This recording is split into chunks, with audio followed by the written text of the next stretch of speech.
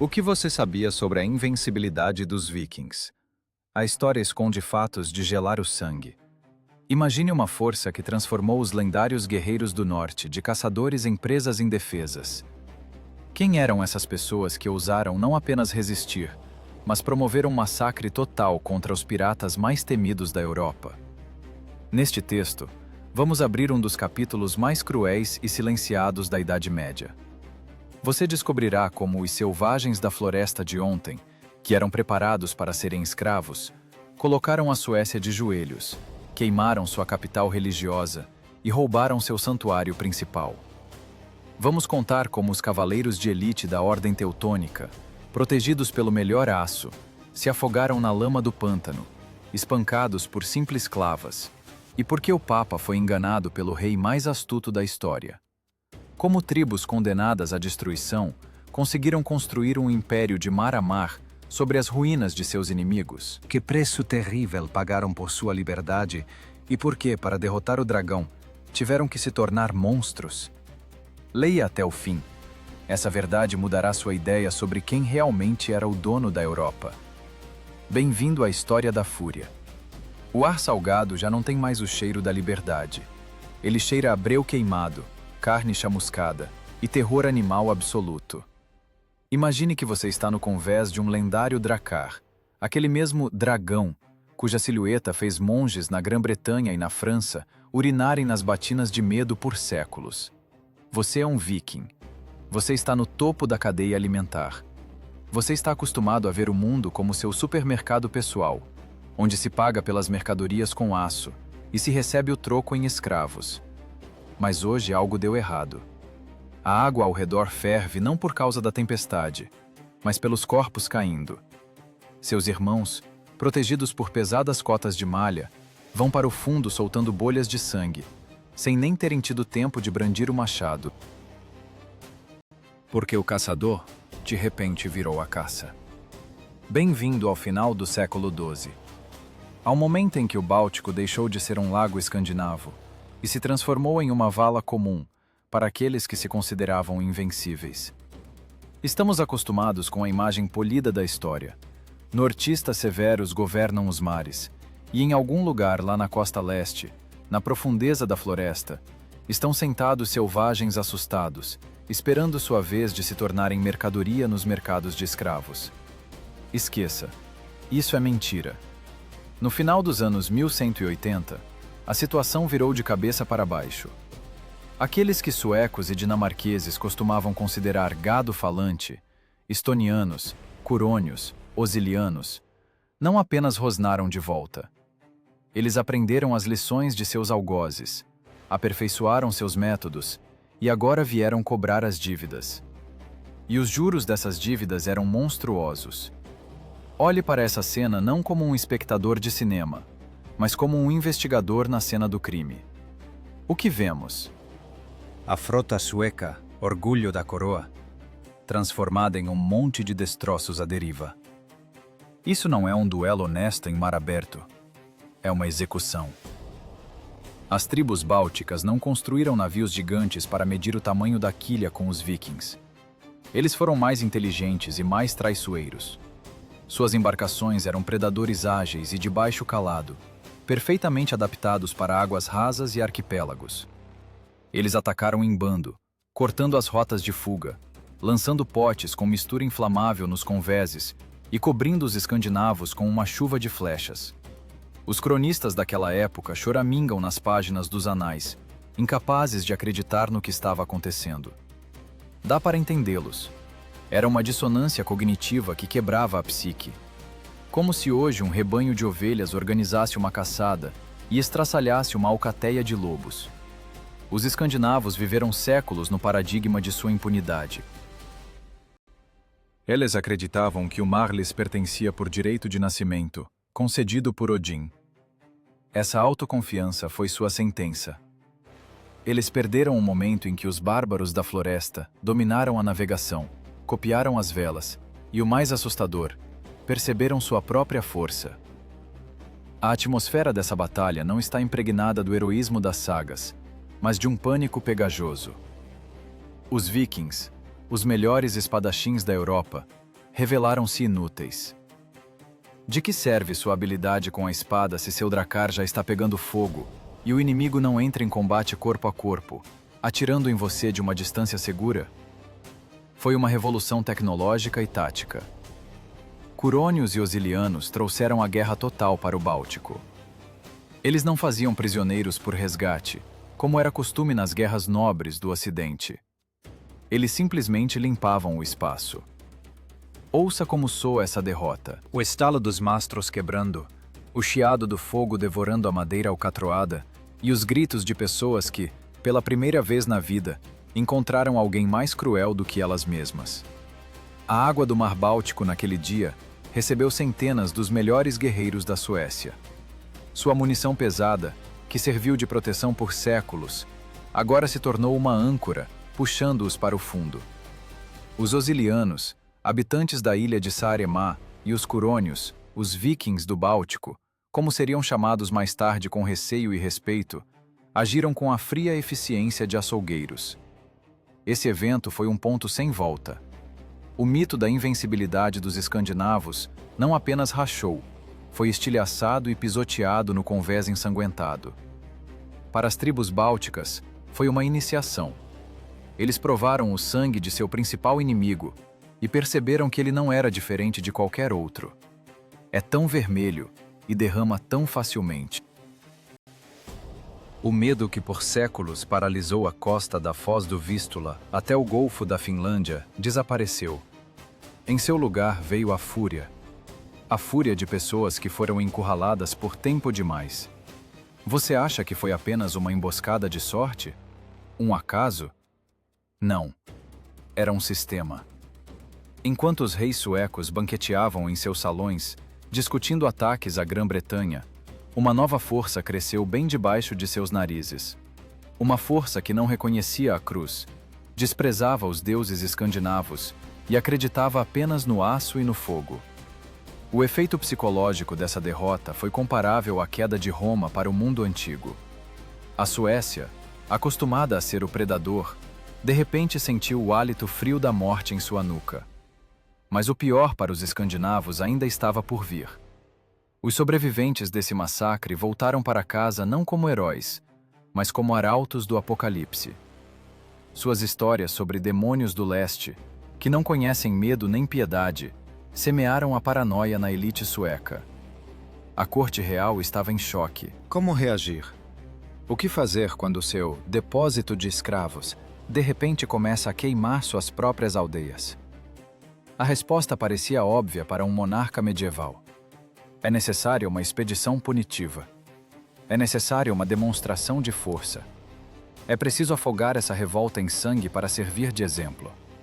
O Império, tendo levado um tapa na cara, começou a preparar o contra-ataque, e em sua fúria cega, nem suspeitava que estava entrando em uma armadilha ainda mais terrível. O rei sueco, ouvindo relatórios sobre navios queimados, já via em seu sonho seu exército desembarcando na costa leste e entregando os assentamentos selvagens ao fogo. Ele pensava que seria um passeio fácil, um ataque punitivo, uma caça a bestas insolentes. Ele ainda não sabia que a vítima havia estudado os hábitos do caçador há muito tempo e preparado para ele um encontro que faria o próprio inferno tremer. O vento enchia as velas da frota real, levando-a para o leste, ao encontro da perdição, enquanto nas florestas escuras da Curlândia já afiavam as facas, aguardando os convidados. O rei Knut estava certo da vitória, mas a floresta, antiga e sombria, sabe guardar seus segredos até o último momento. A frota sueca chocou-se contra a areia da costa da Curlândia com a confiança de um rinoceronte que não vê nada à frente além do alvo. O rei Knut estava na proa da nau Capitânia, inalando o ar úmido da terra estrangeira. Em sua cabeça já soavam hinos de vitória. Ele trouxe para cá não apenas um bando de saqueadores, mas um verdadeiro exército, blindado em ferro e justa ira. O plano era simples como uma marretada: desembarcar, encontrar o inimigo, forçar uma batalha decisiva, esmagá-lo com sua massa e fazer tudo voltar ao normal. Os escandinavos sedentos de sangue Queriam ver o medo nos olhos daqueles que ousaram queimar seus navios, mas, em vez de hordas de bárbaros rugindo, foram recebidos pelo silêncio. Imagine este momento. Milhares de homens armados até os dentes desembarcam na praia. Eles batem espadas nos escudos, gritam maldições, desafiam os chefes locais para duelos. Mas em resposta, apenas o grito de uma gaivota e o barulho das ondas. A praia está vazia. As aldeias, que deveriam estar cheias de escravos e butim, estão desertas. Foi como um soco no vácuo, capaz de deslocar o ombro. Os comandantes suecos se entreolharam. Onde está o inimigo? Fugiu? Ficou com medo do poder da coroa? A arrogância pregou-lhes uma peça cruel. Decidiram que os bálticos tinham fugido aterrorizados para suas tocas. Covardes! Riam os cavaleiros, ajeitando seus cinturões. Eles não entendiam uma coisa. O vazio diante deles não era sinal de fraqueza. Era a boca da armadilha. O rei deu ordem para avançar para o interior. E aqui começou a verdadeira guerra.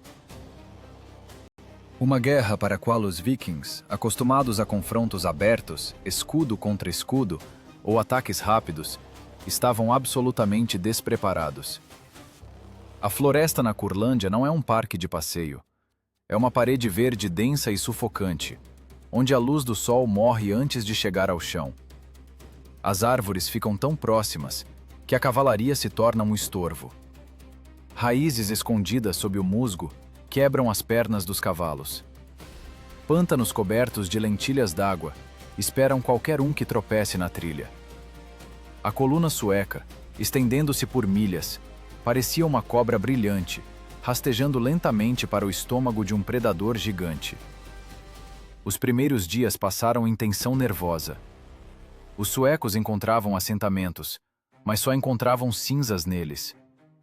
Os curônios aplicaram a tática de terra arrasada. Nem grãos, nem gado, nem água limpa. Os poços estavam envenenados com carcaças de animais. Celeiros queimados até o chão. O exército real, que contava alimentar-se através de saques, começou a passar fome. O estômago de um soldado é o cronómetro de qualquer campanha militar. E esse cronómetro começou a contagem regressiva. Mas a fome era apenas metade do problema. O principal inimigo se tornou a própria floresta. Você já sentiu um olhar sobre si quando não há ninguém por perto? Essa sensação de medo pegajoso rastejando pelas costas. Era exatamente assim que se sentiam os veteranos suecos. A floresta olhava para eles com milhares de olhos. A morte vinha sem aviso, um assobio, e uma flecha com penas negras perfura a garganta do último homem da fila. Sem som de corda de arco, sem grito de guerra. Simplesmente um homem cai de cara na lama e a floresta permanece imóvel. Batedores enviados para verificar os flancos não voltavam. Eles não eram encontrados mortos, simplesmente desapareciam, dissolviam-se no nevoeiro, como se tivessem sido apagados da realidade. A pressão psicológica aumentava a cada hora. À noite, o acampamento sueco se transformava em uma morada de pesadelos. Sentinelas juravam ter visto sombras deslizando entre as árvores. Alguém ouvia um galho estalar bem no ouvido. Os soldados dormiam abraçados às espadas, estremecendo a cada farfalhar. E de manhã, encontravam seus camaradas com as gargantas cortadas bem ao lado das fogueiras. Ninguém ouviu nada. Curônios e semigálios moviam-se em sua floresta silenciosamente como fantasmas. Eles conheciam cada trilha, cada ravina. Eles se tornaram parte da paisagem, fundiram-se a ela para matar. Era uma guerra de nervos. O rei Knut estava furioso. Ele exigia batalha. Ele queria ver o inimigo, queria cortar sua carne, quebrar seus ossos. Mas não se pode matar o nevoeiro. Não se pode desafiar um pântano para um duelo. O grande exército sueco, capaz de esmagar qualquer oponente em campo aberto, revelou-se impotente contra um inimigo que se recusava a jogar pelas regras da honra cavalheiresca. «Saiam e lutem, cães covardes!» rugia o rei para a mata. E em resposta voava uma flecha, perfurando o ombro de seu porta-estandarte. Foi uma humilhação. Uma trituração lenta e metódica do espírito de luta. Após 2 semanas vagando sem rumo pelas florestas, o exército começou a se decompor por dentro. A disciplina desmoronou. Começou a deserção, mas não havia para onde correr. A floresta devorava os solitários ainda mais rápido. Doenças causadas por água podre e umidade ceifavam as fileiras melhor do que qualquer espada. Aqueles que ontem riam dos selvagens, agora rezavam aos seus deuses apenas para sair daquele inferno verde vivos. A grandeza foi substituída pelo medo animal. Os soldados começaram a sussurrar que não eram humanos que lutavam contra eles, mas espíritos da floresta que não podiam ser mortos pelo aço. O rei, quebrado e humilhado, foi forçado a dar a ordem de retirada. E esse caminho de volta, para os navios salvadores, tornou-se o ato final da tragédia. Assim que os suecos viraram as costas, os fantasmas se materializaram. Os bálticos atacaram a coluna em retirada de todos os lados. Batiam na cauda, isolavam os retardatários, empurravam os feridos para o atoleiro. Não foi uma batalha, foi uma caçada de cerco. Os orgulhosos guerreiros do norte corriam para o mar, largando o saque, largando as armas, largando os companheiros feridos. Eles corriam, perdendo a aparência humana, movidos apenas por um instinto: sobreviver. Quando os restos miseráveis da expedição punitiva embarcaram nos navios e zarparam da costa maldita, pensaram que tudo tinha acabado. Eles sobreviveram. Voltariam para casa, lamberiam as feridas e tentariam esquecer essa vergonha como um pesadelo. Em seus olhos lia-se alívio. O mar é seu elemento. Aqui estão seguros. A floresta ficou para trás. Mas eles estavam errados. Fatalmente errados. Enquanto a frota sueca apodrecia em tentativas inúteis de conquistar a floresta, e o rei Knut perdia a autoridade aos olhos da nobreza, um novo plano já amadurecia na costa leste. Os chefes bálticos, parados nas dunas e acompanhando com o olhar as velas se distanciando, não celebravam a vitória. Eles olhavam mais além. A defesa havia acabado. A lição foi aprendida. Enquanto a cobra tiver cabeça, ela vai morder. Não basta apenas expulsar o inimigo de sua terra. É preciso ir até a casa dele e mostrar o que é o verdadeiro horror. O olhar dos vencedores deslizava pelas ondas cor de chumbo para o oeste, para onde, além do horizonte, ficava o coração do poderio sueco. Uma cidade cheia de ouro, templos e tolos autoconfiantes que se consideravam invulneráveis. Sigtuna, a pérola do lago Mälaren, centro político e religioso da Suécia. Eles pensavam que o canal complexo e a distância do mar os protegeriam. Eles pensavam que os portões de bronze de suas catedrais eram inabaláveis, como a própria fé. Mas no nevoeiro do Báltico já se erguiam as velas da Frota da Vingança. E desta vez, não eram vikings que navegavam nos dracares. Imagine que você mora em um cofre. Sua casa não é apenas uma fortaleza. É o coração do império, escondido bem no fundo, atrás de centenas de milhas de ilhotas, estreitos e torres de vigia. Você tem certeza de que a guerra é algo que acontece em algum lugar longe, nas costas bárbaras, onde seus bravos soldados levam a luz da civilização aos selvagens.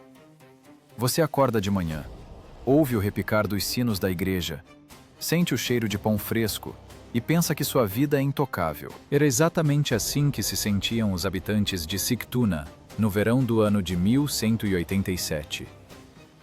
Eles não sabiam que lhes restavam apenas algumas horas de vida.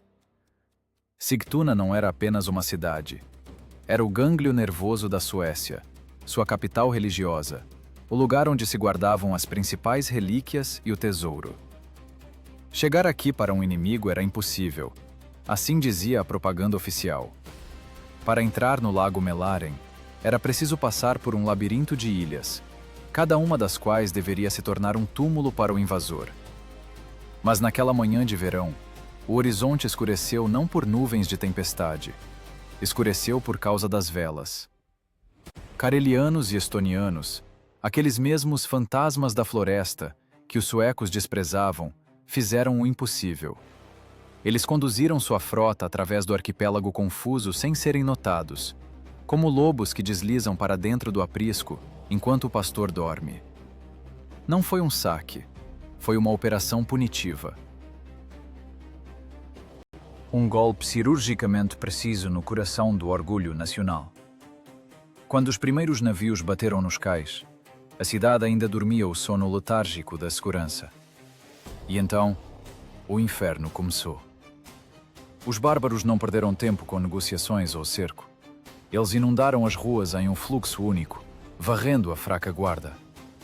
As guarnições locais, acostumadas a perseguir bêbados em tavernas, enfrentaram assassinos profissionais que passaram pela seleção natural nos pântanos e florestas. Olhe para esta cena. As ruas de pedra, que os suecos poliram por gerações, instantaneamente ficaram escorregadias de sangue. Sigtuna queimava. Mas não era apenas um incêndio de barracos de madeira estalando. A história estava queimando. Os pagãos do leste não vieram buscar grãos nem tecidos. Eles vieram matar deuses. O alvo principal tornou-se a catedral, o símbolo do domínio cristão. Lá dentro, junto ao altar, em suas vestes bordadas a ouro, estava o arcebispo de Uppsala, Johannes. Ele segurava um crucifixo, acreditando que a santidade do lugar pararia os bárbaros. Quanta ingenuidade! Para os atacantes, ele não era o vigário de Deus, mas o líder da matilha inimiga, sacerdote de um culto estranho que abençoava as cruzadas contra suas terras. A morte do arcebispo não foi por uma flecha perdida acidental, foi uma execução. Ele foi esquartejado bem no altar, misturando água benta com sangue arterial.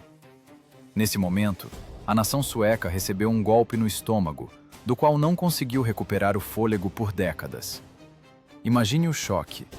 O vigário de Cristo, morto por pagãos no lugar mais sagrado do país. Foi um sinal para todo mundo cristão. Seu Deus é impotente aqui. Sua magia não funciona. Nós entramos na sua casa, matamos seus sacerdotes e queimamos seus santuários. Mas o mais humilhante não foi nem o assassinato. O mais terrível foi o que aconteceu depois. Quando a fumaça dos incêndios começou a cobrir o sol e os gritos dos moribundos cessaram, os vencedores fizeram o que entraria para sempre na história como símbolo da vergonha sueca. Eles se dirigiram aos portões principais da cidade. Os famosos portões de bronze de Sigtuna, obra-prima da arte da ferraria, orgulho da cidade. Eles não apenas os arrombaram, eles os retiraram cuidadosamente das dobradiças. Por que arrastar toneladas de bronze através do mar? Não para derreter. Era um troféu, um símbolo. Privar a cidade de seus portões significa castrá-la simbolicamente, privá-la de defesa e status. Era uma mensagem. Podemos entrar na sua casa quando quisermos e sair levando o que gostarmos. Os suecos assistiam da floresta, para onde os poucos sobreviventes conseguiram fugir, sua principal relíquia sendo carregada nos navios dos bárbaros. A grande Suécia, o terror dos mares, estava de joelhos, vendo sua honra ser levada em direção ao nascer do sol. Sigtuna nunca se recuperou. A cidade, que deveria se tornar a capital do império, transformou-se em cinzas. O poder foi forçado a fugir, fundando um novo centro, Estocolmo, longe de águas abertas, escondendo-se atrás de estreitos ainda mais profundos. Mas o medo se instalou nas almas por muito tempo. O eco da queda de Sigtuna espalhou-se por todas as cortes da Europa. Reis e bispos sussurravam nos corredores. Se esses selvagens conseguiram queimar Sigtuna, quem está seguro? Os bárbaros deixaram de ser apenas um problema na fronteira. Eles se tornaram uma ameaça existencial. E a frota dos vencedores voltava para o leste. Os navios sentavam fundo na água, carregados de ouro, armas e escravos. Mas a carga principal eram aqueles mesmos portões de bronze. Eles jaziam no fundo do Drakkar, brilhando fracamente à luz do sol poente, refletindo um céu que não pertencia mais aos deuses escandinavos. Os portões navegavam para o nevoeiro, para desaparecer da história sueca e ressurgir a centenas de milhas, tornando-se o ornamento da catedral em Novgorod, como um lembrete eterno daquele dia em que o caçador se tornou a caça. Esse bronze foi o ponto final na frase que encerrou a era viking. O velho mundo desmoronou junto com os portões de Sigtuna, e no nevoeiro do Báltico já amadurecia uma nova realidade, onde as regras eram ditadas não pela força das tradições, mas pela velocidade, crueldade e o aperto de aço daqueles que ainda ontem eram considerados vítimas. E agora, esses lobos do mar sentiram o gosto de sangue verdadeiro. Seu apetite estava apenas começando a crescer. O mar esperava novos donos. Aqueles mesmos portões de bronze de Sigtuna, desaparecidos no nevoeiro, tornaram-se não apenas um enfeite do templo de Novgorod. Eles fecharam a tampa do caixão sobre a era do domínio marítimo escandinavo. O mar, que os vikings chamaram por séculos de seu quintal, de repente se tornou para eles uma armadilha mortal. Se antes o aparecimento de uma vela no horizonte causava pânico nas aldeias bálticas, agora o pânico tomava conta dos capitães de navios mercantes e militares, ao verem um horizonte vazio. Porque a morte não vinha mais abertamente, sob o rugido de trombetas e o bater de escudos. Ela aprendeu a se aproximar silenciosamente, como um peixe predador das profundezas. Chegou a era da tática de Alcateia. Esqueça as majestosas batalhas navais, onde frotas gigantescas se enfrentam parede contra parede. As tribos bálticas, curônios, osilianos, sambianos, eram pragmáticos até a medula. Eles não sofriam de megalomania e não construíam fortalezas flutuantes que exigiam carvalhos centenários e anos de trabalho. Sua aposta foi feita na velocidade, manobrabilidade e um custo assustadoramente baixo. Seus barcos, leves, de fundo chato, velozes, podiam passar onde a quilha de um navio escandinavo pesado rasgava ao fundo. Eles se escondiam nos arquipélagos, nas fozes dos rios, nos juncais, tornando-se invisíveis para os gigantes desajeitados. O Báltico transformou-se em um campo minado, onde cada ilha podia esconder uma emboscada. Imagine-se no lugar de um timoneiro sueco no início do século XIII. Você segue uma rota comercial habitual. O vento é favorável, o mar está calmo. E de repente a água ao redor parece ferver. De todos os lados, da névoa matinal, uma dezena ou até 2 dezenas de barcos predadores avançam sobre você. Você não tem tempo de virar seu navio pesado. Você nem tem tempo de organizar a tripulação no convés. Não é um duelo, é um espancamento. A Alcateia trabalha em harmonia, sem comandos desnecessários, obedecendo a um único ritmo de assassinato. Eles não vão para o ariete. Eles pegam em pinça, entra em ação a arma mais terrível da frota de madeira: o fogo. Os bálticos não pretendiam abordar seus navios para tomá-los para si. Para que eles iriam querer esses caixões desajeitados? Eles precisavam destruir você.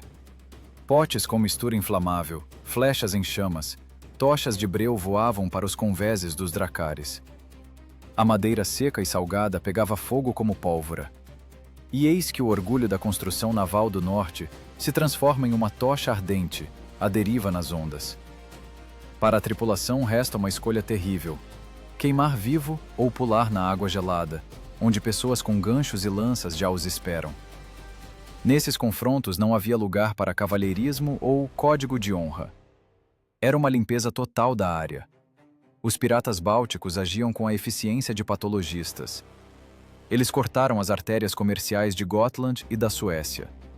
Cidades mercantes ricas, que ainda ontem contavam lucros, agora contavam prejuízos e viúvas.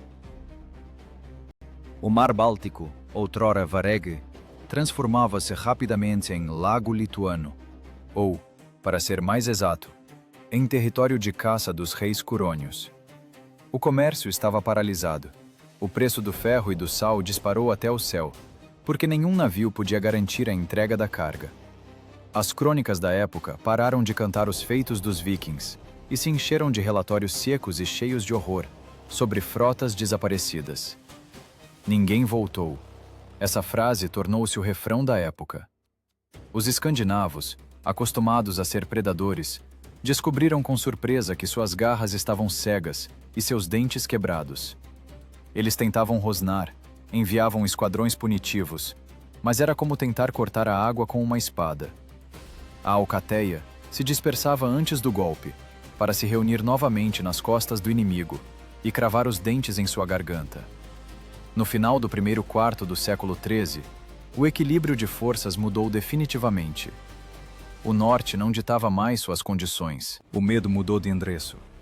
Agora ele morava não nas aldeias curônias, mas nos portos de Visby e Sigtuna.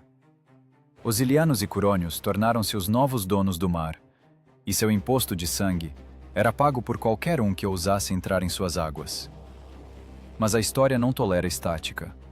Enquanto os escandinavos se afogavam no próprio sangue na água salgada, e os chefes bálticos se embriagavam com seu triunfo marítimo, no horizonte começava a se formar uma nova ameaça. Uma ameaça com a qual não se podia lidar nem com barcos rápidos, nem com fogo, nem com emboscadas na floresta. O vento mudou. Ele trouxe do oeste não o cheiro de sal e peixe, mas o cheiro pesado e metálico de incenso e ferro em brasa. Onde antes desembarcavam bandos dispersos de vikings sedentos por ouro, agora desciam à terra pessoas que não precisavam apenas saquear. Eles não precisavam de escravos nem de prata. Eles precisavam de almas.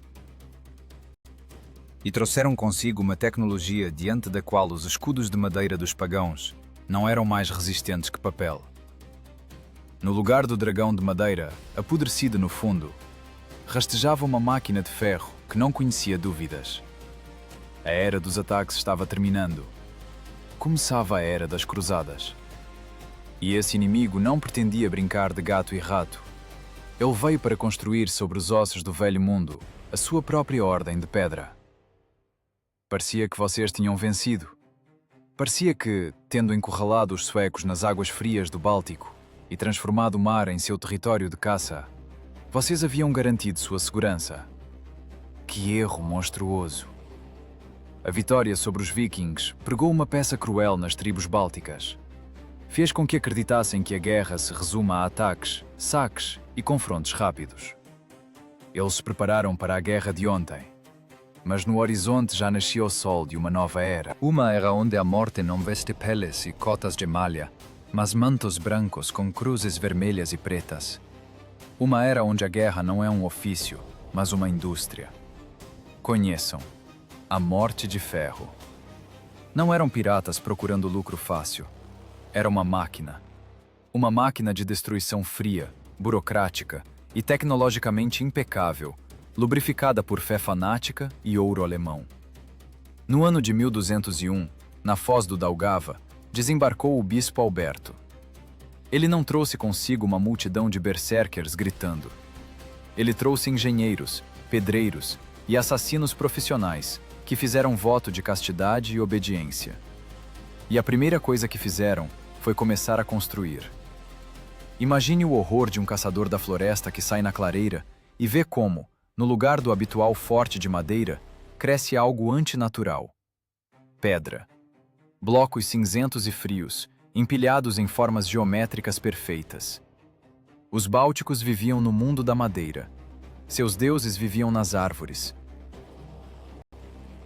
Suas fortalezas eram de troncos que queimavam, apodreciam e cheiravam a vida. Os castelos dos cruzados não cheiravam a nada, exceto umidade e cal. Era uma tecnologia alienígena. Você não pode queimar pedra. Você não pode cortá-la com um machado. Riga, fundada por Alberto, tornou-se um tumor cancerígeno no corpo do Báltico. Ela crescia, devorando espaço, e suas paredes de pedra eram um manifesto. Estamos aqui para sempre. Se os vikings eram lobos, a ordem dos portadores da espada e os teutônicos que vieram depois deles tornaram-se um rinoceronte blindado. Contra a infantaria leve báltica e cavaleiros em cavalos baixos, saiu a cavalaria pesada. Tanques da Idade Média. Imagine meia tonelada de peso vivo, um cavalo de guerra blindado, carregando um cavaleiro que desde a infância aprendeu apenas uma coisa: matar da sela. Quando tal cunha, formada em cabeça de porco, passava para o galope, a terra tremia literalmente. Esse estrondo era sentido no diafragma a quilômetro. O impacto de tal cunha não apenas rompia a formação, transformava as pessoas em carne moída. Escudos de madeira voavam em lascas, ossos quebravam como galhos secos. Parar um cavaleiro em velocidade com uma clava ou lança leve era tão real quanto parar uma avalanche com a palma da mão. Mas os invasores tinham mais uma surpresa: a besta. Para os bálticos, que reverenciavam o arco e a habilidade pessoal do atirador, esse dispositivo parecia um mecanismo diabólico. O arco exige força, treino, fusão com a arma. A besta exige apenas uma coisa: apertar o gatilho. Um clique. E um virote pesado e curto com ponta facetada perfura a cota de malha, a carne, e sai pelas costas, rasgando os pulmões. Era a arma de destruição em massa daquela época. Morte mecânica, igualando o grande guerreiro e o camponês de ontem. Os cavaleiros fuzilavam os defensores dos fortes de uma distância segura, metodicamente, como num estande de tiro, sem dar uma única chance de contra-ataque. No entanto, a arma mais terrível da Ordem não era o aço. Era a ideologia. Os vikings queriam suas coisas e seus corpos para a venda. Eles não se importavam para quais deuses vocês rezavam, desde que pagassem tributo. Os cruzados vieram pela sua essência. O ultimato deles era simples e monstruoso: batismo ou morte. Não havia terceira opção. Era uma guerra de aniquilação total da identidade. O bispo Alberto e os mestres da ordem não negociavam com cães pagãos como iguais. Eles olhavam para eles como ervas daninhas que precisavam ser cultivadas ou arrancadas pela raiz. O efeito psicológico do confronto com essa máquina foi paralisante. As tribos, que ainda ontem celebravam a vitória sobre a Suécia, de repente perceberam sua insignificância. Sua tática de emboscadas não funcionava contra paredes de pedra. Sua fúria se quebrava contra a formação de homens de ferro que se moviam como um único organismo, obedecendo às ordens dos mestres. O cronista Henrique da Letônia descreve com prazer sádico como as aldeias queimavam, como os chefes, orgulhosos e rebeldes, rastejavam na lama, beijando as botas dos conquistadores, implorando pela vida em troca da traição de seus deuses. O Báltico mergulhou em uma atmosfera de desesperança. Parecia que a resistência era inútil. O deus dos invasores era mais forte. Suas casas eram de pedra, seus servos eram de ferro, sua vontade era inflexível. A ordem dos portadores da espada apertava o cerco metodicamente. Eles construíam castelos em estradas-chave, bloqueavam rios, criavam pontos de apoio de onde realizavam seus ataques mortais. Não era uma guerra de exércitos, era uma limpeza sistemática do território dos infiéis.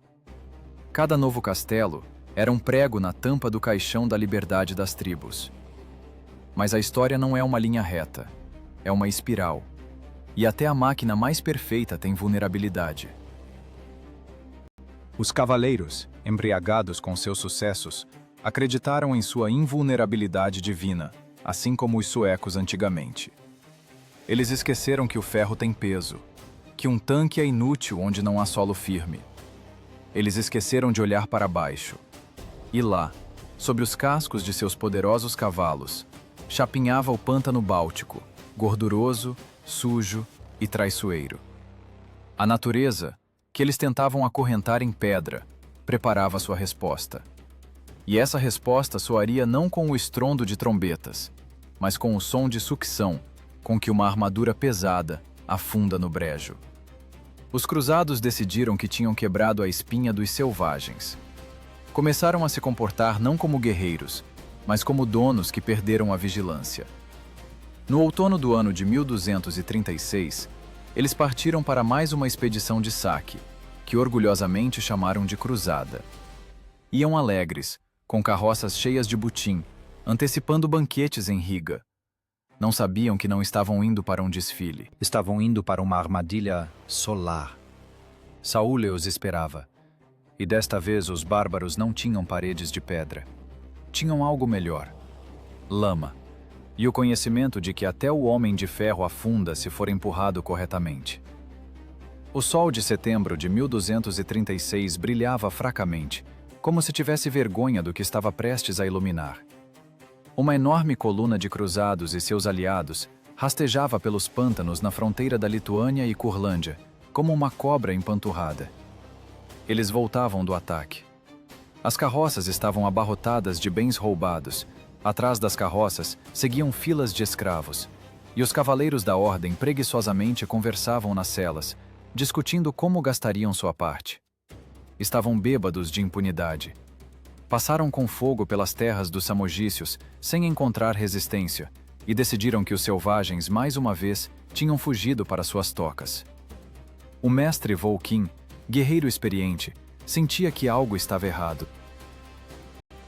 Suas costas, acostumadas ao peso da armadura, sentiam aquele frio que antecede um golpe de faca.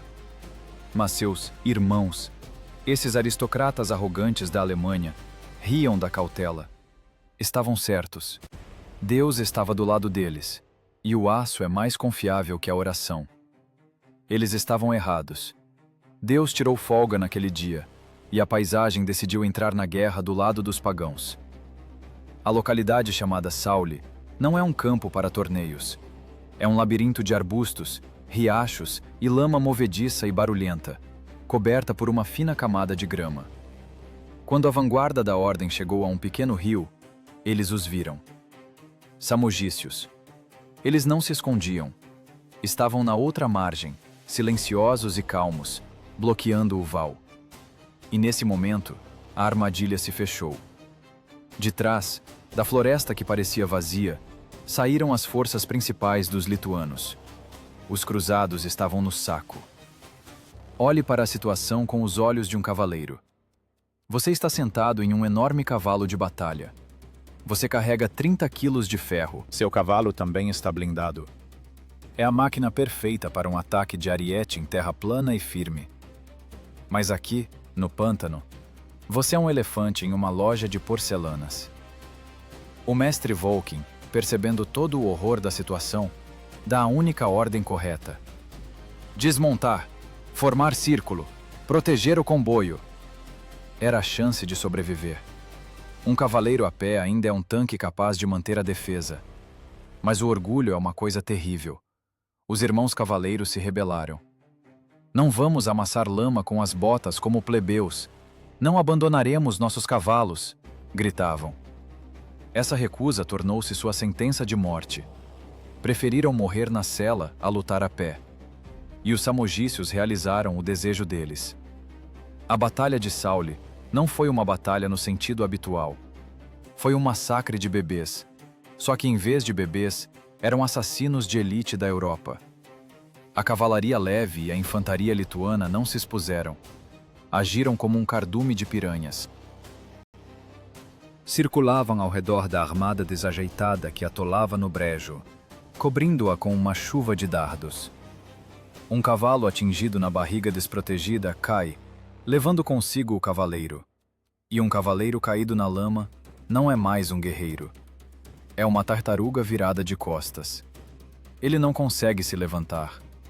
A lama o suga, a armadura o pressiona contra a terra, e acima já paira um pagão sorridente com uma clava. As crônicas não descrevem o tinir de espadas. Elas descrevem golpes surdos. Os samogícios entenderam. Não faz sentido perfurar o caroço alemão. É mais fácil quebrar o que está dentro. Clavas pesadas e massas esmagavam elmos, transformando as cabeças dos nobres orgulhosos em uma massa sangrenta bem dentro de seus baldes brilhantes. Guerreiros de elite da ordem, que por anos estudaram esgrima, morriam engasgando com a lama do pântano, espancados como gado por simples pedaços de pau. Foi uma cena do pesadelo de qualquer tecnocrata. A fúria primitiva vence a alta tecnologia graças à geometria do campo de batalha. O mestre Volkin lutou até o fim, tentando organizar algum tipo de formação, mas foi cercado e morto junto com o resto da comitiva. Naquele dia, nos pântanos de Saulé, caiu toda a nata da Ordem dos Portadores da Espada. 48 irmãos cavaleiros de pleno direito não é apenas um número. Era a espinha dorsal administrativa da organização. Perder tantos comandantes em um dia significa perder a cabeça. 2.000 guerreiros comuns e mercenários ficaram deitados ao lado deles, adubando com seus corpos a mesma terra que vieram conquistar. O pânico que tomou conta dos sobreviventes foi animal. Aqueles que conseguiram escapar do cerco correram em direção a Riga, largando armas e arrancando de si os mantos com cruzes para não se tornarem alvos. Os habitantes locais, os semigálios, que pareciam ser aliados da ordem, vendo para onde o vento soprava, imediatamente mudaram de lado e começaram a acabar com os fugitivos nas florestas. Apenas 1 em cada 10 chegou a Riga. Não foi apenas uma derrota, foi uma catástrofe. A Ordem dos Portadores da Espada, que aterrorizava todo o Báltico, praticamente deixou de existir como força independente. Seu mito de invencibilidade afundou no pântano junto com o mestre. Saúl foi um banho de água fria para todo o mundo católico. Descobriu-se que o Senhor não garante a vitória a idiotas que entram no pântano a cavalo. Riga paralisou à espera do ataque. Parecia que agora os regimentos lituanos sairiam da floresta e jogariam o resto dos alemães no mar. Mas os samogícios não foram atacar as paredes de pedra. Bastava-lhes ter quebrado a espinha do inimigo no campo. No entanto, o vácuo de poder não é eterno. Enfraquecida, sangrada, a Ordem dos Portadores da Espada foi forçada a buscar salvação. Rastejaram de joelhos até seus concorrentes, a Ordem Teutônica. Aceitem-nos, ou desapareceremos, foi a mensagem deles. Ocorreu a fusão. Os teutônicos, uma organização mais poderosa, rica e rígida, absorveram os restos dos portadores da espada, criando na Livônia sua filial. A máquina da morte foi reiniciada. Agora ela se tornou ainda mais perigosa, porque recebeu a vacina contra a arrogância. Os novos donos, os cavaleiros teutônicos, olharam para o mapa e decidiram mudar o vetor. Se os pântanos lituanos são a morte, então talvez valha a pena tentar a sorte no norte? Onde vivem os russos, onde os lagos congelados criam plataformas ideais e planas para a cavalaria pesada. O gelo é duro, afinal.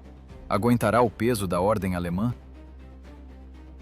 Assim pensavam eles, desfraldando suas bandeiras em direção a Pskov e Novgorod, sem suspeitar que na margem do lago Peipus já os esperava um jovem príncipe que também sabia usar a paisagem como arma do juízo final. E o gelo, com o qual tanto contavam, preparava-lhes uma surpresa traiçoeira, mais assustadora que qualquer pântano. A lama de Saúl ensinou os cruzados a temer a terra fofa, mas não lhes ensinou a humildade. Tendo lambido as feridas e absorvido os restos dos envergonhados portadores da espada, a Ordem Teutônica, esse monstro da burocracia militar monástica, decidiu mudar o vetor de ataque. Se os pântanos do sul são a morte, o norte, com seus invernos infinitos e lagos duros como pedra, parecia o trampolim ideal. Os cavaleiros olharam para o mapa e viram ali um prêmio que valia o risco. Pskov e Novgorod. Ricas repúblicas comerciais, portões para os recursos infinitos do Oriente. Além disso, seus habitantes eram cismáticos, cristãos errados, o que significa que, do ponto de vista do Vaticano, pouco se diferenciam dos pagãos. Matá-los não era pecado, mas uma obra agradável a Deus. Numa manhã de abril do ano de 1242, no gelo do lago Peipus, alinhou-se a máquina da morte levada à perfeição. A famosa cunha, um terrível triângulo onde na primeira fila, estribo a estribo, estavam cavaleiros blindados no melhor aço europeu, em cavalos enormes. Dentro da cunha escondia-se a infantaria, e fechando a formação, vinham mais cavaleiros pesados. Era um ariete vivo, capaz de romper qualquer parede, derrubar qualquer formação, pisotear qualquer vontade. Os alemães estavam confiantes. Já tinham tomado Pskov, sentiam o cheiro de presa fácil. O gelo sob os cascos parecia confiável como a ordem alemã. Só não levaram em conta uma coisa.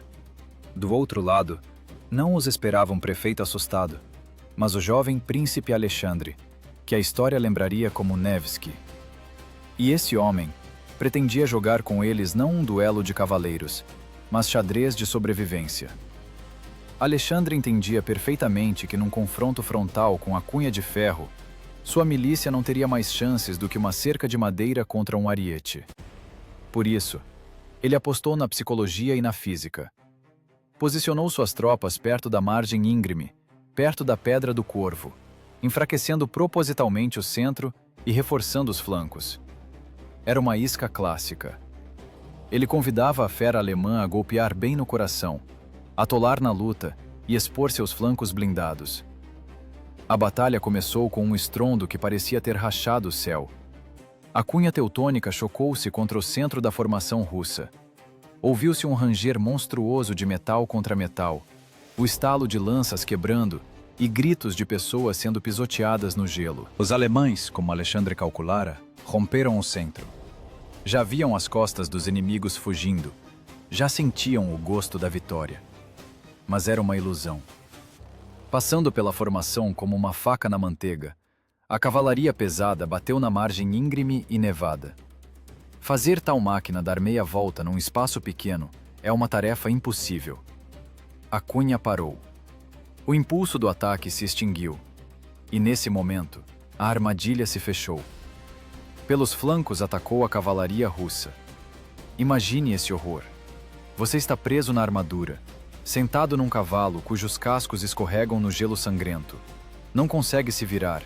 E pelos lados e pela retaguarda, atacam cavaleiros leves e manobráveis, que batem com ganchos, puxando você da sela.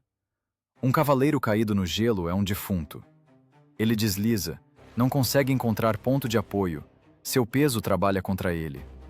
A aclamada formação alemã transformou-se numa confusão, num moedor de carne, onde a tecnologia perdeu para a fúria e a astúcia. E então, o próprio gelo entrou em ação. Historiadores até hoje discutem se os cavaleiros afundaram em massa, quebrando o gelo com suas armaduras, ou se isso é uma bela lenda do cinema. Mas isso importa? O importante é outra coisa. O gelo de abril é traiçoeiro. É escorregadio, coberto de água do degelo.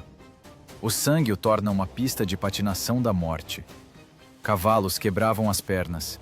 Homens caíam sob os golpes e não se levantavam mais, congelando na lama gelada. Para os teutônicos, o campo de batalha transformou-se numa filial do inferno, onde o frio queimava mais que o fogo. Aqueles que um minuto antes se sentiam donos da situação, agora fugiam em pânico, perseguidos pela cavalaria russa, por 7 verstas sobre o lago transparente como vidro. Não foi apenas uma derrota. Foi uma catástrofe geopolítica para a ordem. A batalha no Lago Peipus traçou uma linha grossa e sangrenta no mapa da Europa. Aqui, neste gelo, foi dito um firme não à expansão do Ocidente católico para o leste. O avanço para o leste engasgou com água gelada. A fronteira entre duas civilizações, 2 mundos, congelou por séculos. Os teutônicos entenderam. No leste não há nada para eles. Lá vivem pessoas que lutam sem regras e usam a própria natureza como arma. Os cavaleiros sobreviventes voltavam para seus castelos na Livônia deprimidos. Encontravam-se num beco sem saída estratégico. Ao norte, a muralha impenetrável dos principados russos. Ao sul, os pântanos malditos onde pereceu a nata da Ordem dos Portadores da Espada. O caminho para o leste está fechado. O caminho para o sul é mortalmente perigoso. A Ordem Teutônica ficou presa numa estreita faixa da costa báltica, como um lobo na jaula. Mas o predador não pode viver sem caça. Se não se pode ir para a Rússia, então é preciso terminar o serviço com aqueles que ficaram na retaguarda, com aqueles que ainda rezam para Perun em seus bosques sagrados. Os olhares dos mestres voltaram-se novamente para o centro do Báltico. Para a Lituânia. Lá, entre florestas e lagos, príncipes dispersos mordiam as gargantas uns dos outros, na luta pelo poder. A ordem contava que poderia facilmente sufocá-los um a um, usando o velho princípio romano, dividir e conquistar. Pensavam estar lidando com selvagens incapazes de grande política. Quanta ingenuidade!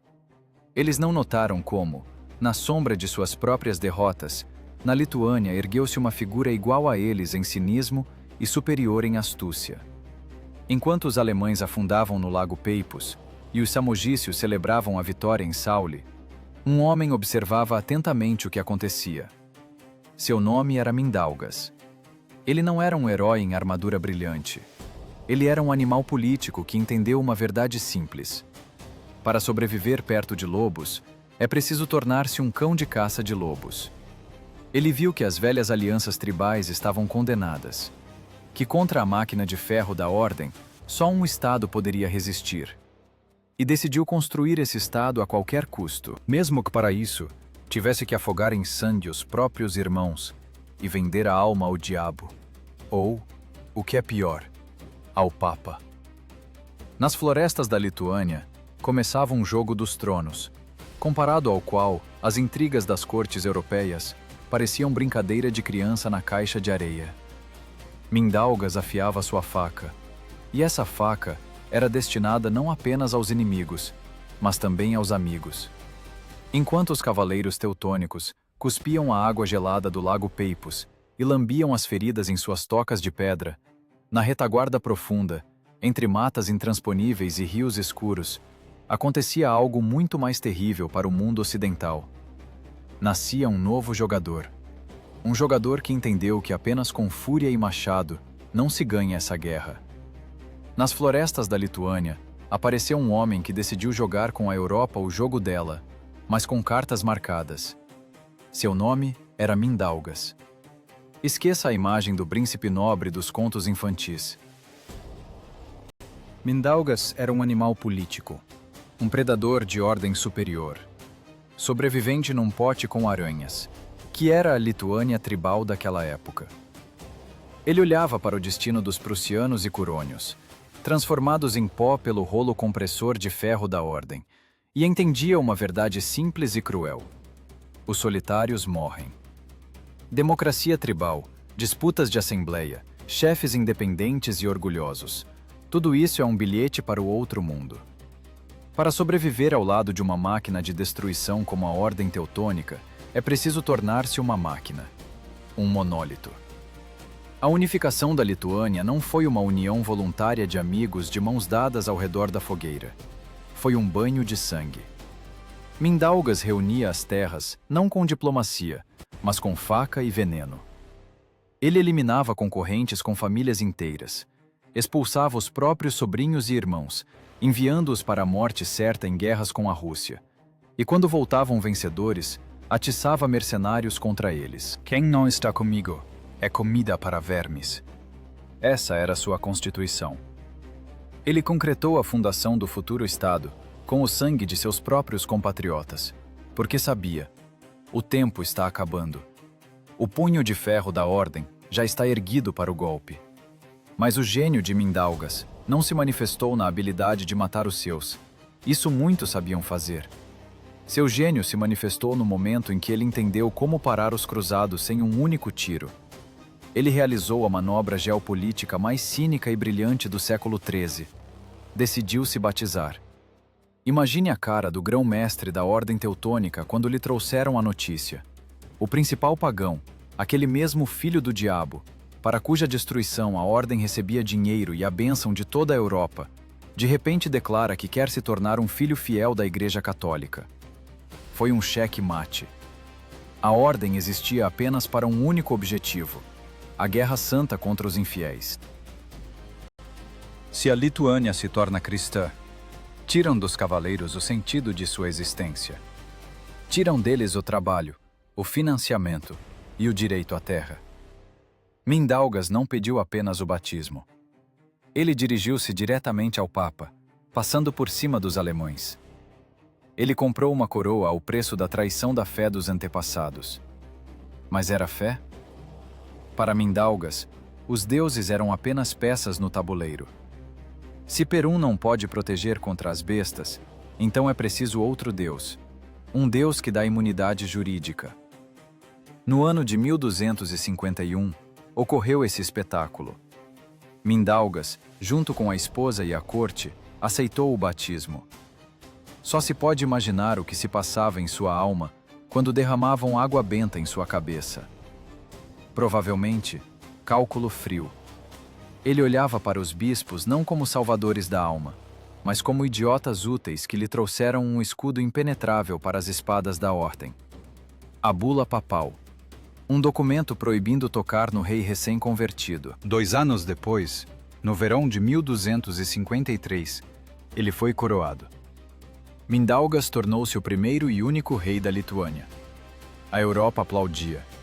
Os selvagens se civilizaram. Eles não viam que esse rei civilizado continuava a oferecer sacrifícios secretamente aos deuses pagãos nos bosques sagrados, por garantia. Eles não viam que sob a máscara de cristão humilde escondia-se o mesmo lobo da floresta, que apenas ganhou tempo. E esse tempo ele usou com eficiência assustadora. Enquanto os cruzados, rangendo os dentes, estavam amarrados pelas proibições papais de guerra, Mindaugas construía. Ele construía não apenas castelos, construía a vertical do poder. Os clãs dispersos de ontem transformavam-se em exército. Os anciãos de ontem tornavam-se governadores. A Lituânia transformava-se diante dos olhos de território em estado. Mindaugas introduzia tecnologias ocidentais, adotava a tática de construção em pedra, criava laços diplomáticos. Ele usou a trégua para transformar a Lituânia em um ouriço impossível de engolir. Mas qualquer acordo com o diabo tem um preço. E o preço da coroa de Mindaugas foi monstruoso. Para apaziguar a ordem e provar sua lealdade ao Papa, ele foi forçado a entregar para o massacre parte de suas terras. Ele deu aos cruzados a Samogícia, aquela mesma Samogícia rebelde e selvagem, que era o coração do paganismo báltico e da fúria. Ele praticamente vendeu seus guerreiros mais leais e fanáticos como escravos aos alemães, em troca de tranquilidade para o resto da Lituânia. Foi um ato de cinismo político supremo. Mindaugas sacrificou um peão para salvar o rei. Mas ele subestimou o peão. Os samogícios não são pessoas que se pode simplesmente transferir por inventário, como um saco de grãos. Eram pessoas que derrotaram os portadores da espada em Saule. Pessoas para as quais a liberdade era mais importante que a vida, e a fidelidade aos velhos deuses, mais importante que as ordens do rei. Quando os cavaleiros teutônicos, brandindo a carta de doação de Mindaugas, entraram nas florestas samogícias para estabelecer laço às ordens, esperavam submissão dos súditos do rei cristão. Em vez disso, encontraram ódio acumulado por décadas. Os samogícios sentiram-se traídos duas vezes, pelo seu rei, que os vendeu por um arco de ouro, e pelo novo Deus, que veio até eles com fogo e espada. A floresta começou a sussurrar maldições novamente. Nas matas da Samogícia, fervia uma fúria capaz de queimar quaisquer acordos políticos. Mindaugas pensava que controlava a situação, mas acendeu o pavio de uma bomba que deveria explodir toda a região. E essa explosão aconteceria no Lago Durbe, onde a traição se tornaria bravura, e os escravos lembrariam como segurar uma arma. A Samogícia, que o rei Mindaugas atirou aos pés dos teutônicos com arrogância senhorial, revelou-se um pedaço de carne envenenada. O cavaleiro, acostumado a pegar o que é seu pelo direito do mais forte, não entendeu que um papel assinado sobre transferência de terras não muda a física do ódio. A ordem, embriagada pelo sucesso diplomático, decidiu que o negócio estava feito. Restava apenas vir e registrar a propriedade. Em julho do ano de 1260, as Forças Unidas das Ordens Teutônica e da Livônia partiram em uma campanha punitiva. O objetivo era simples: quebrar definitivamente a espinha dos samogícios, que se recusavam a reconhecer os novos donos. Olhe para a composição desse exército. É criticamente importante para entender a catástrofe iminente. No centro, a elite blindada em aço, irmãos cavaleiros, profissionais da guerra. Mas eram poucos. A massa principal da tropa era composta pela plebe, estonianos, curônios e prussianos, mobilizados à força. Aqueles mesmos povos conquistados que os alemães consideravam quebrados. Eram tocados para a guerra com chicote, forçados a matar seus próprios irmãos de infortúnio. Os cavaleiros olhavam para eles de suas celas altas como material descartável, como escudo humano. Estavam certos de que o medo do chicote do Senhor era mais forte que o chamado do sangue. Foi um erro fatal. A arrogância é uma droga que mata mais devagar que o veneno, mas com mais segurança. O exército aproximou-se do Lago Durbe, lugar ideal para uma tragédia. Istmo estreito, margens pantanosas, falta de espaço para a manobra. Os samogícios já os esperavam.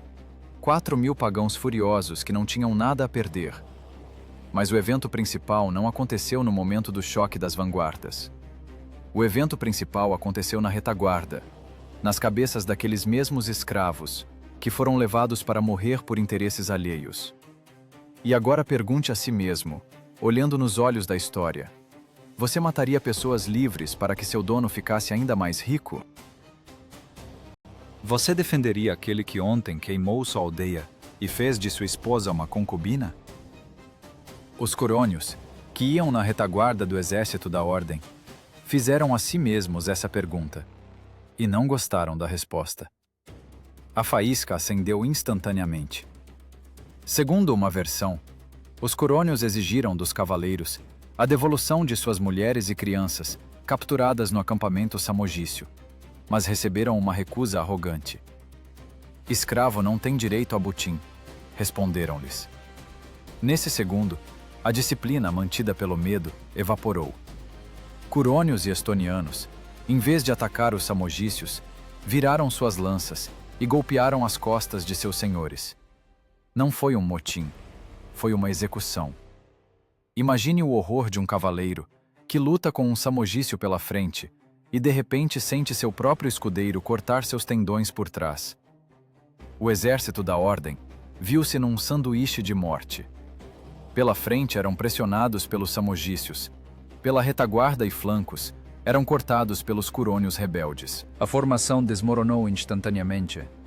A cavalaria pesada, presa em espaço estreito, misturou-se num amontoado. Cavalos pisotearam a infantaria, cavaleiros golpeavam os seus, tentando romper o cerco, mas o anel apertava como um garrote. A Batalha de Durbe transformou-se num massacre como o Báltico ainda não tinha visto. Aqui não se faziam prisioneiros por resgate. Aqui matavam com prazer, descontando a raiva por décadas de humilhações. Os cronistas registram as perdas secamente, como contadores, mas por trás desses números está o colapso de todo um sistema. 150 irmãos cavaleiros ficaram deitados na lama perto do lago Durbe. Pense nesse número. 150. Não são apenas soldados. É o alto oficialato, a elite, o generalato de duas ordens. Morreu o mestre da Ordem da Livônia, Burkhard von Hornhausen. Morreu o marechal da Prússia, Heinrich Bottel. Todo o comando foi decapitado. Para a Idade Média, a perda de 150 cavaleiros equivale à perda de toda uma frota de porta-aviões nos dias de hoje. Foi uma catástrofe, da qual é impossível se recuperar apenas recrutando novos soldados. Um cavaleiro é preparado desde os 5 anos. Sua armadura custa como uma aldeia. E tudo isso foi destruído em algumas horas pela fúria dos escravos de ontem. A Ordem Teutônica, que parecia um monólito, de repente revelou-se um gigante com pés de barro. O eco da Batalha de Durbe espalhou-se pelas florestas mais rápido que o vento. Foi um sinal. Pode-se bater neles! Eles são mortais! As tribos bálticas, que a Ordem considerava pacificadas, levantaram a cabeça. Começou a grande revolta prussiana. Os prussianos, liderados por seus chefes, começaram a eliminar metodicamente as guarnições alemãs, queimar igrejas e afogar padres. A terra sob os pés dos cruzados literalmente pegou fogo. De caçadores transformaram-se em caça, trancados em seus castelos de pedra, olhando das muralhas para o mar de fogo que rugia ao redor. A ordem estava à beira da destruição total. E Mindaugas, aquela mesma raposa astuta que preparou esse mingau, ele observava. E quando viu que a balança tinha inclinado, fez sua jogada. Ele não foi salvar seus irmãos cristãos. Ele riu na cara deles. Mindaugas renegou publicamente o cristianismo. Ele arrancou a cruz, expulsou os bispos e acendeu novamente os fogos nos altares dos velhos deuses. Eu me batizei apenas para vocês me deixarem em paz. Essa foi sua mensagem. Toda a sua europeização revelou-se um blefe brilhante. Ele usou o Papa como escudo vivo, e quando o escudo não foi mais necessário, ele o jogou fora. A Lituânia tirou a máscara. Chega de reverências ao Ocidente. Chega de tentativas de se tornarem um dos nossos no mundo católico. A Batalha de Durbe mostrou: a Europa entende apenas a linguagem da força. E a Lituânia agora tinha essa força em excesso. Mindaugas, que uniu as tribos e usou a diplomacia cinicamente, estava à frente de uma potência que não apenas sobreviveu, mas tornou-se o predador dominante na região. A ordem foi esmagada. A Rússia estava enfraquecida pela invasão mongol. Os escandinavos há muito perderam a grandeza de outrora. O vácuo de poder na Europa Oriental exigia preenchimento. Os clãs da floresta, que começaram como vítimas de ataques vikings, passaram pelo inferno, temperaram-se no fogo de traições e batalhas, e agora estavam prontos para o passo mais importante. Eles pararam de se defender, prepararam-se para atacar. A história deu uma volta completa. Aqueles que foram encurralados nos pântanos agora olhavam para o mapa do mundo não como um refúgio, mas como seus domínios futuros. Sobre as ruínas das ambições teutônicas e cinzas de cidades queimadas, começava o alvorecer de uma nova era. Uma era onde a floresta báltica cresceria até o tamanho de um império, estendendo-se de mar a mar. Olhe para o mapa da Europa do século XIV. Observe-o bem. Você verá ali uma mancha que se espalha como tinta em papel molhado. Já não são aquelas tribos dispersas, escondendo-se pelos pântanos dos ataques suecos. Não são guerrilheiros desesperados, armando emboscadas para cavaleiros teutônicos na lama. É o Leviatã.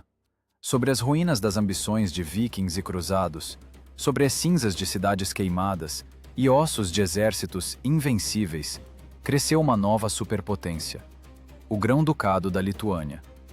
A história gosta de ironia. Aqueles a quem o mundo civilizado por séculos chamou de selvagens e escória pagã, construíram um estado que, em tamanho, superou o Sacro Império Romano, a França e a Inglaterra. A vítima de ontem, que passou pelo crisol da guerra total, transformou-se no predador ideal. Eles sobreviveram onde outros povos desapareceram sem deixar rastro. Os prussianos dissolveram-se na ordem alemã, os curônios assimilaram-se, mas os lituanos não apenas resistiram, eles reescreveram as regras do jogo. O arquiteto desse milagre foi Gediminas. Já não era um chefe da floresta com uma clava, mas um político sofisticado de escala europeia, cínico e pragmático até a medula. Ele entendeu que a espada é boa, mas a diplomacia e a economia matam com mais segurança. Gediminas começou a escrever cartas.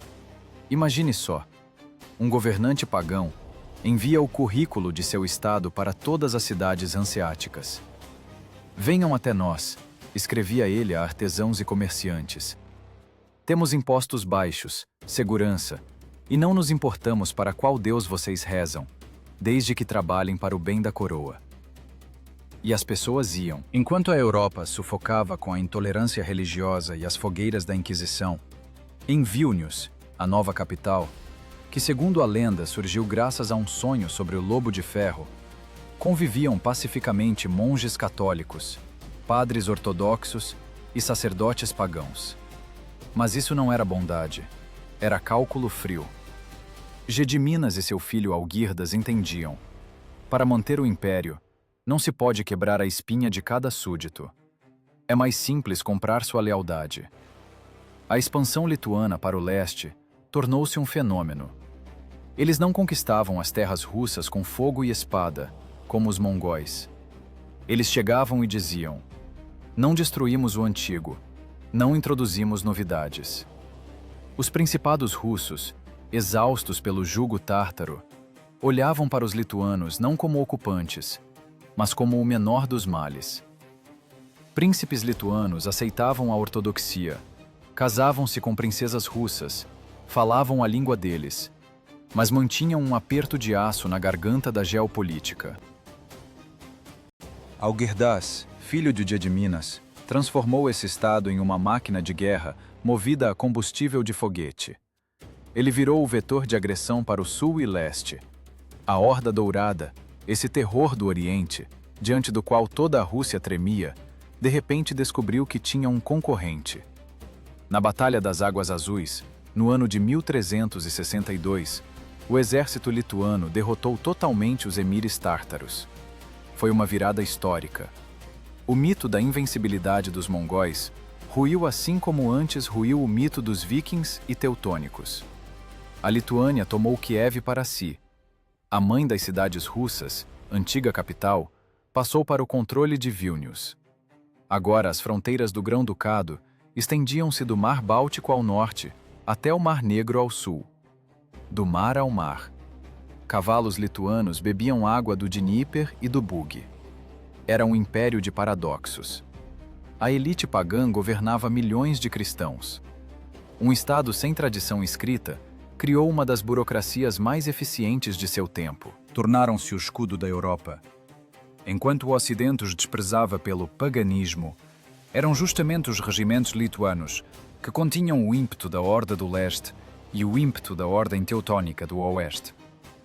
Eram o amortecedor contra o qual se quebravam as ondas de invasões. Pense nesse caminho.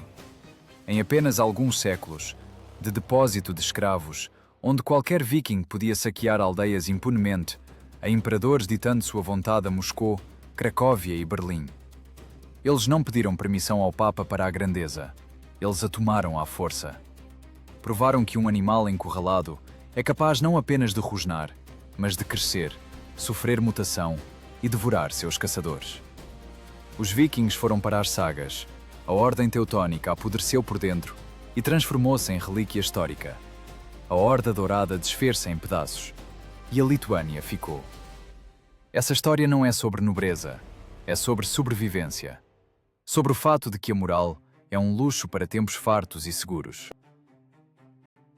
Quando queimam sua casa e levam seus filhos para a escravidão, você tem dois caminhos: morrer com uma oração nos lábios ou pegar um machado e se tornar mais assustador que seu inimigo. As tribos bálticas escolheram o segundo caminho. Batizaram-se não com água benta, mas com o sangue de seus inimigos. Construíram sua grandeza sobre ossos, mas a grandeza de quem é construída de outra forma. A história da Fúria do Báltico nos ensina uma verdade desconfortável. A civilização é uma fina crosta de gelo sobre um oceano escuro de caos. E quando o gelo racha, vence não quem é mais justo, mas quem se adapta mais rápido, quem está disposto a quebrar as regras e quem não tem medo de olhar para o abismo. Eles olharam para ele por tanto tempo que o abismo os reconheceu como seus. E agora, sabendo a que preço foi paga essa transformação, sabendo quanto sangue essa terra absorveu, responda honestamente: quem aqui é o verdadeiro herói e quem é o vilão? O pagão defendendo sua casa com crueldade primitiva ou o cavaleiro civilizado levando a luz da fé na ponta de uma espada untada com veneno? E se o seu mundo desmoronasse, se a guerra chegasse à sua porta, onde você pararia? Conseguiria se tornar um monstro para que seus filhos vivessem como reis, ou preferiria permanecer uma vítima justa nas páginas da história alheia? A escolha é sua. Mas lembre-se, os vencedores não são julgados, eles são temidos.